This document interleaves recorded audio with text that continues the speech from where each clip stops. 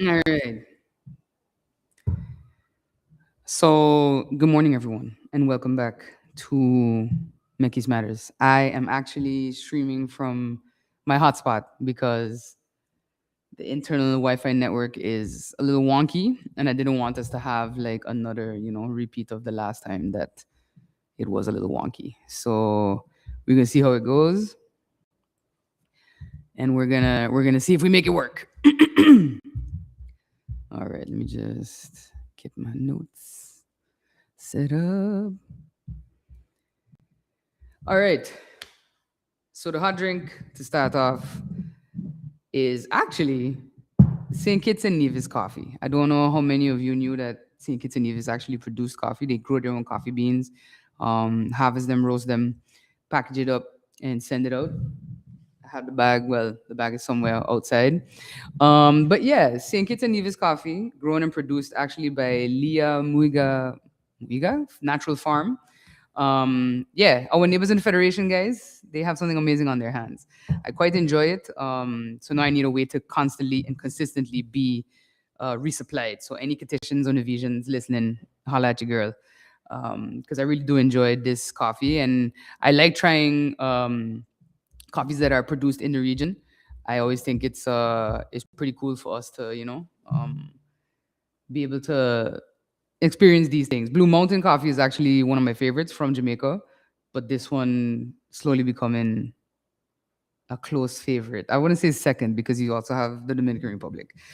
But anyway, moving on then to the hot take that accompanies the hot drink. If you didn't see it because you were living under a rock, Sinners was actually a pretty big winner at the Academy Awards, better known as the Oscars.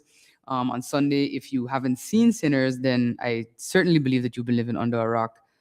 It is an amazing cultural reset of a movie, vampire movie, but mostly, yeah, commentary that explores themes of racism, social status, the colonial systems that we perpetuate as colonized peoples, and so much more. And then, of course, there's the music. That juke joint scene still gives me goosebumps to this day. And I watched that movie twice in theaters, countless times on digital media. I listen to the soundtrack and the score while I'm driving in the car. So honestly, a beautiful film. And now it's the movie that's made Michael B. Jordan and Ryan Coogler first-time Oscar winners, along with their cinematographer, also herself becoming a first-time Oscar winner, first woman to win for cinematography, and their composer Ludwig Göransson, his third Oscar for best score. Anyway, what does Sinners have to do with it is the hot take, or rather, the people involved with Sinners and how they came to make such a film is the hot take, and that is that true success is never instant, and it's never one person's accomplishment. Let's look at the facts. Ryan Coogler was at St. Mary's College in California, and he was doing a creative writing course. Many people don't know that he also played college football, and it was his full intention to even try to go pro. Um, then his creative writing professor, Rosemary Graham, herself an author at the time, read one of his assignments and told him he should get into writing screenplays. And they developed a solid friendship where she mentored him, encouraged him to hone his craft, and take his craft to Hollywood, which he ended up doing. Zinzi, his now wife, but then college girlfriend, bought him his first screenwriting program. And now, years later, she's credited as an executive producer on all of his work. Ludwig Göransson, the composer I mentioned earlier, met Ryan in college and has now won 2 Oscars for his work in scoring and music on 2 of Coogler's films, which is Black Panther and now Sinners. And Michael B. Jordan, of course, in 2013, he starred as Oscar Grant in Fruitvale Station, which was directed by Ryan Coogler, and that kind of gave Michael B. Jordan his jump start because he was already in film and television. I think he was on All My Children at one point. He was in Friday Night Lights, I believe, The Wire as well. So he was already in the industry, but Fruitvale Station, Ryan's ability as a director to tap into a side of Michael B. Jordan that most people hadn't seen, really is what catapulted him to where now he's an Oscar winner. And I see, yeah, and it says networking across, networking up, and that's why you have such a stress.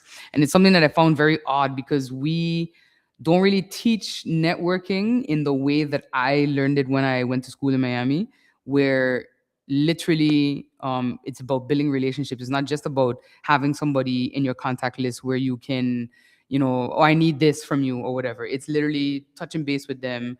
My father always said, remembering the birthdays, remembering the important things, and being able to build these relationships, because now you have, four people that some were in college together, some met later on in their professional career, but they have consistently helped build each other up. And even myself, with my experiences from Miami to here to now, to living in the Netherlands, there's always been a network around me that I have been able to help uplift and help persons accomplish what they want to accomplish, and then vice versa. So I think that, as I mentioned, that's the hot take for today. That success is never instant. True success is never instant, and it is never one person's singular accomplishment. Everyone you meet along the road is going to help you get there, and of course, there'll be some who don't help you get there. But yeah, the word of the day, as always, this vocabulary building journey, or the fancy words, as some might say, has been changed up a bit. So we have the word, fun fact about it, and its etymology, meaning where did it come from, brought to you by Merriam-Webster Dictionary. Now, I'm going to be honest. This word of the day is actually yesterday's. Today's word of the day is not so much a word as it is a phrase related to, of course, St. Patrick's Day, which is being celebrated by Irish Americans and Irish people everywhere. So later on, if you are at the bar, have a beer for Ireland. But yesterday's word of the day is putative. Putative is a formal word that's used to describe something that is generally believed, supposed, or assumed to be something special. It is always used before a noun. For example, the group's putative leader was conspicuously absent from the meeting. Now, where did this word come from? We know it comes from a form of the Latin verb putare, which means to consider or to think. Putative is a rather formal word. It's been part of English since the 15th century. Like apparent, presumed, and ostensible, it leaves room for a smidgen of doubt. A putative ally will very probably be there for you, and a putative successor is very likely to be the next one in charge. But life offers no guarantees in either case. And so it's a safe word, a safe formal word to kind of say maybe, but also maybe not. Moving on into the game of the month, we have Citadellum. I don't think I talked about this earlier. So this is a city builder set in ancient Rome. You can build your own settlement, gather resources, evolve it into a magnificent city. You can explore the world, trade, lead your legions in tactical battles, and of course, they put in that mythical element with the Roman pantheon. You either favor the god, you earn the favor of the gods, or you challenge them, and then your city gets destroyed. It's a city builder that kind of follows those older Pharaoh and Caesar games, and I find it a bit more challenging than, for example, The Sims or other city builders, in the sense that you don't control the individual people living in your city. You simply provide them the buildings, the infrastructure, and the resources needed, and they just kind of work or they don't. It's heavy on city management, as well as building and construction and planning. Um, and I always like to play these types of games, although they hit a little different now that I sometimes serve as Deputy Vrami, because it makes me realize just how much planning we did not do in the 50, 60 years leading up to where we are right now in terms of our road network, infrastructure, planning for these types of things. Because every minute I got to build in, if you don't set up the engineer's post, the fire station, things just catch on fire. Things catch on fire, buildings collapse. So it puts in your mind that even on an island, there has to be some type of planning for the things that you do. And that's why I always promote these types of games to young gamers, especially. There's very little that you have to worry about in terms of mature content, unless you count, the slaughtering of animals for food as mature content. But it's a good startup game to, kind of wet their feet and also get them a bit more interested in urban and spatial planning. So just as a note for those parents out there, hopefully next month's game of the month will be 007 First Light. I'm very excited for that. It's a new game that delves into the origins of the man, the myth, the legend, James Bond. So I will probably be copping that. And when will I find the time to play it? Who knows? It's Carnival coming up. Anyway, moving into main topics and some general updates. I very unfortunately picked up the paper today to see a comment, well, an article commentary from the architects for the System Marie-Laurent School, stating that the architects called 8-year timeline to rebuild System Marie-Laurent School outrageous. Yeah, preaching to the choir. Um, it was disheartening to see this because I actually think this comment is in very poor taste by the architect who designed this project, of course, which is under the FRLP program under the trust fund. I'm the first to admit that it has taken too long. I spent 4 years in Parliament asking my predecessor's predecessor about these very projects.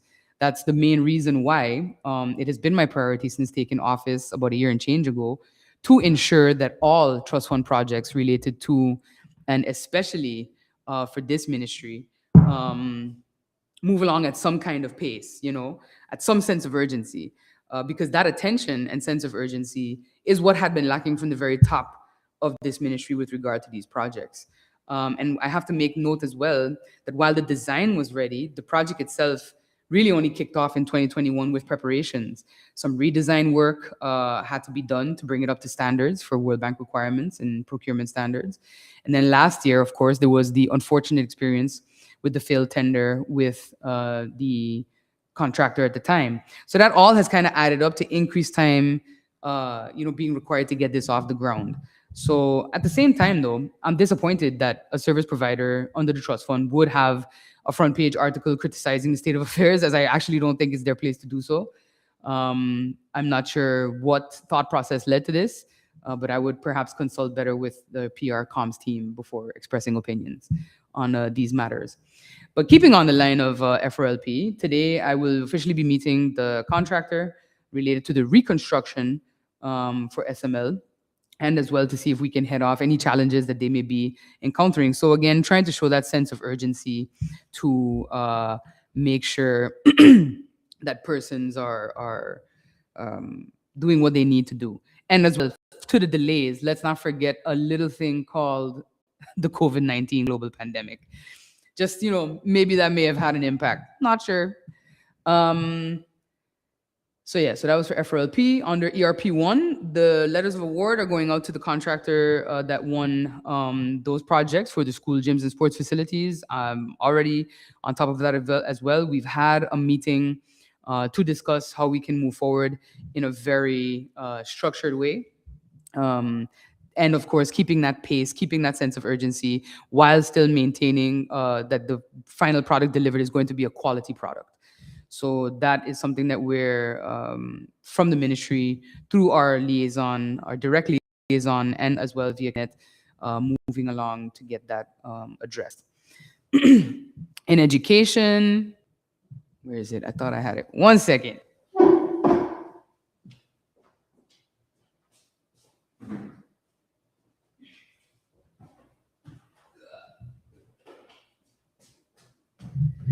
Sorry about that. So we're back. FBE, the FBE review is going to be shared with Parliament. The report itself is going to be submitted to Parliament. I have a copy of it here, which was gracefully provided to us by the Climb Foundation, who did, of course, the entire review process.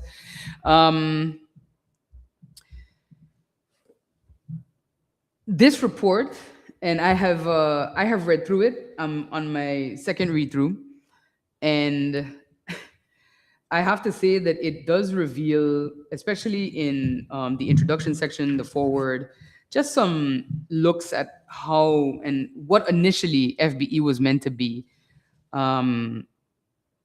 It's to me another example of decision making without actually having a long-term vision. I've talked a lot on this live stream about shortcut governance, the fact that as a country, we have always aimed for instant gratification rather than proper long-term planning and provisioning for the things that we want to see happen in the country.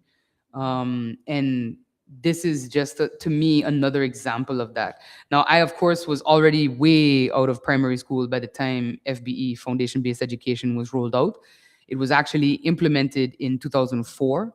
And the first time, because I also hear comments from everybody in the community, members of parliament, parents, etc. Why do we need a study to tell us that it's not working? Well, the first time we assessed FBE was last year. It's one of the first things that I signed off on because, again, for 4 years in Parliament, it was one of the main things that I pressed my predecessor's predecessor about. and it was never done. It was never that project was never moved forward until we came in and we signed off on it and we got the ball rolling. So many complain, we know it isn't working, so why not get rid of it? But the reality is, we made a very heavy investment in 2004 with FBE, and it was not actually rolled out as originally planned, with the first critical mistake being to eliminate cycle three without first understanding or even attempting to determine the consequences to the entire system that such a cut would have, which is exactly what is now coming to light with this review. That we did not actually control how it was rolled out. We essentially butchered it. um, Sometimes we joke about the fact that here we like to see a Ferrari, but then we get the Ferrari, but then we take out the engine and we take off the tires, and then we put in like the engine and chassis of like a i10 or something, and we say it's a Ferrari, but it's not. And I think that is why I say that I don't believe in rushing to solutions. You have to also think out, what is the solution going to be? There are no quick and easy fixes for this. I want to make that abundantly clear. It's not about shirking responsibility, because I can already hear all I hear is 10 minutes of what the previous government didn't do. No, it's not just y'all. It's the last 40 years, basically. Remember, FBE deployed 2004, assessed 2025. So the last 20 years worth of governments basically did not really focus on assessing the system, identifying the challenges and the problems in the system, and then coming up with solutions. So there is no possible way that anybody would be able to read this report and come up with an actual tangible solution on their own, which I also don't believe in, and just deploy it just like that and expect that in a year we're going to magically fix this system. So I urge, everybody, all stakeholders, parents, students, teachers especially, and school managers, school boards, to continue working with us with openness and willingness to embrace the changes that are going to be required to do better by our children. Because that's ultimately who suffers the most. The students, surprise, surprise, are not the problem, and neither is the system. The results of the evaluation, of course, are only the first step in what actually has to be a much longer journey to developing that plan to address the identified challenges, the recommendations, which the ministry cannot do alone. It's going to require some heavy consultation and collaboration, but it also won't involve over consultation. The reality is, we have data to be able to say, this is what we have to do. And I hope that everyone understands that, at a certain point in time, you just have to do. You can consult, but then everyone's going to have to get on board because the train is going to be moving. Um, there was a part that I wanted to read, which is essentially here. FBE is guided by 9 core principles that reflect child centered, experiential, and developmentally appropriate learning theories. These principles include the integration of kindergarten and primary education, an emphasis on information and communication technology, global citizenship, and differentiated instruction, among others. Child centered education is the philosophical core of FBE, introduced by thinkers like Dewey, Piaget, Vygotsky, and Montessori. These scholars emphasize learning through real life experiences, cognitive development through interaction with the environment, and the importance of teacher facilitation over authoritarian instruction. Additionally, FBE draws on Frere's notion of education as a means of emancipation, aiming to uplift marginalized groups within society. Differentiated instruction plays a crucial role in the implementation of FBE, recognizing students' diverse readiness levels, interests, and learning styles. FBE encourages flexible teaching practices that adapt content, processes, and learning outcomes to meet each student's needs. Now, I'm not a parent, as I always tell you, I'm a cat parent. I have a cat, but I have friends with children. I have friends with children at a variety of different schools on St. Martin. And based on that, my school tours, etc., I don't think anyone can say that we are actually rolling out what I just read. And it means we haven't been rolling out what I just read for 21 years. So again, it's going to take everybody to be on board, to look in the mirror, to say mea culpa, maybe in some instances, and to actually work towards resolving and fixing the challenges that we see. I said from the very beginning, this study may very well show that you don't have to get rid of FBE. You just have to implement it properly. And reading this report the first time around and on my second pass through, I'm pretty sure it's going to just yield the same conclusion in my own mind. We have not done right by how we have implemented it. And now it's time to do that. And that means looking in the mirror, not looking at them, not looking at the kids, looking at us. So whether minister, members of parliament, past ministers, future ministers, workers in the ministry, educators, school boards, teachers, everybody has to look themselves in the mirror and see how we would like to move forward. Because at the end of the day, it is about doing better by our children and making sure that they actually have a chance to thrive in this particular environment. So that is a bit on FBE. And of course, once Parliament has it and has a chance to read it, I will be presenting it to them and to the general public for those who don't tune into the live stream, of course, and sharing a bit more about the details and the findings and the recommendations that have come out of this review.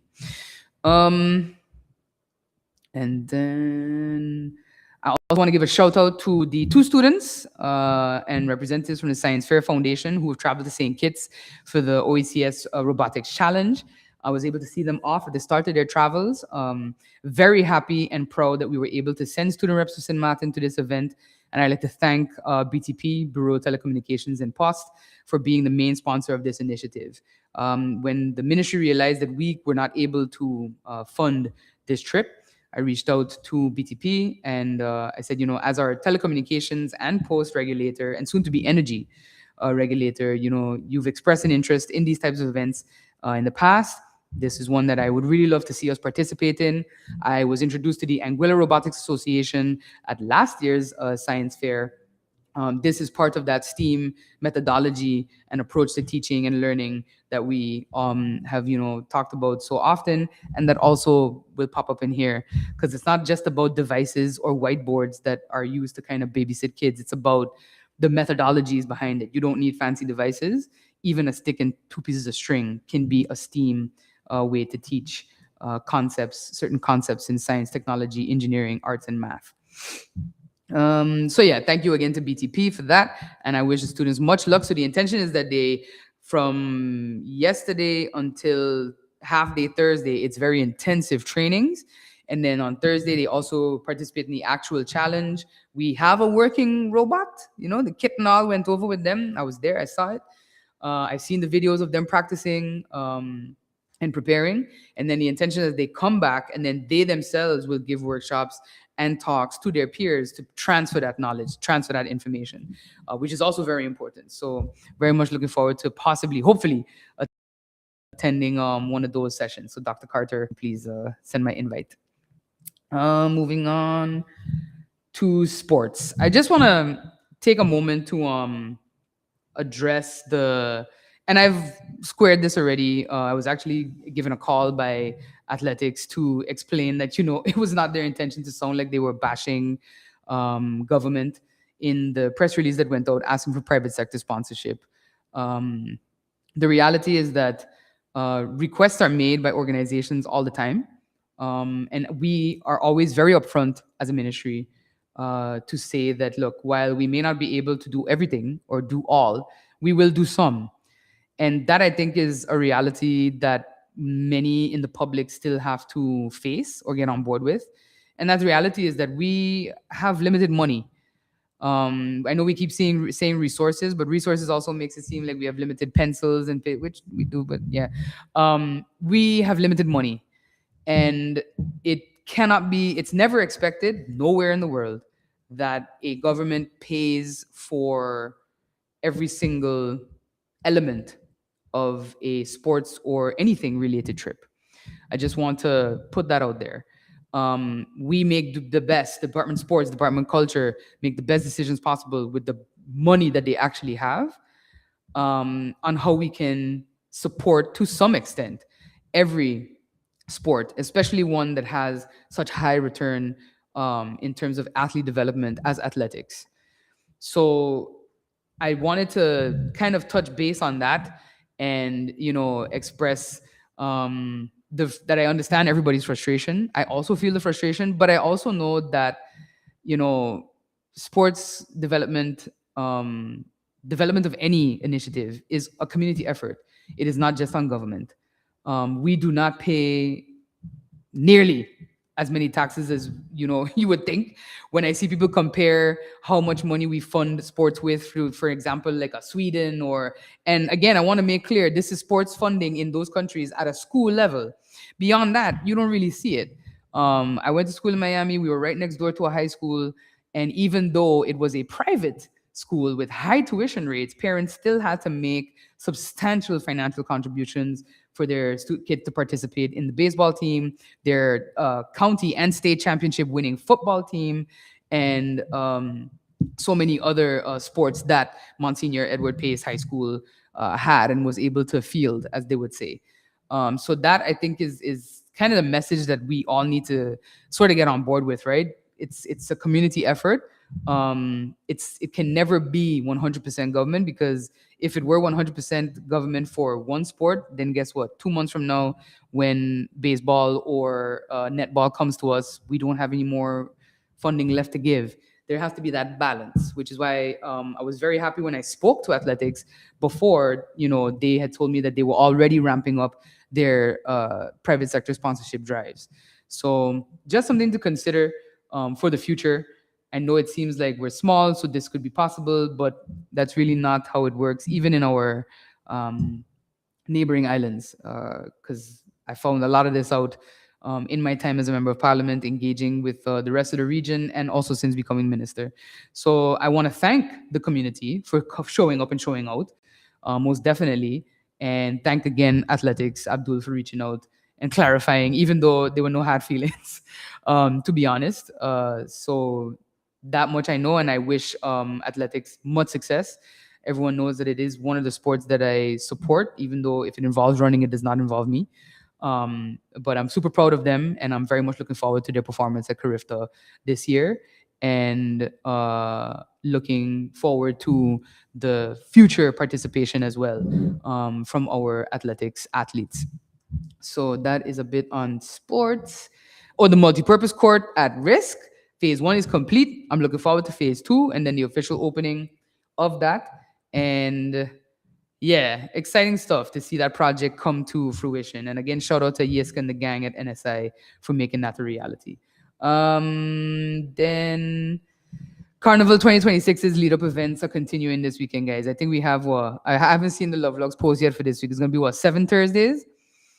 7 Thursdays or 6 Thursdays until Grand Parade. The anxiety, it's palpable. But very much looking forward to the Carnival season, and I'm looking forward to everyone, having a wonderful time. Looking forward to more oyster soup. Stay tuned for more information on that, because we're gonna do that a bit bigger as well in the future for this 55th Carnival celebration. I know Mike has got his hat out. He's dusting it up, and it's ready to go.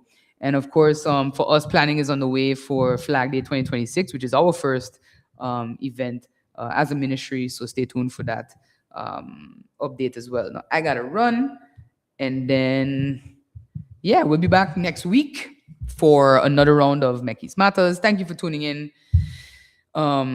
Enjoy the windy wind, the windy day that we've been having. If you are someone who has to be on the water, take it easy, be safe. And speaking of the water, shout out to Kenny, the coconut dude. Very proud of you for your accomplishment, your recent accomplishment, entering into our maritime industry. So definitely keep that up. And yeah, I will catch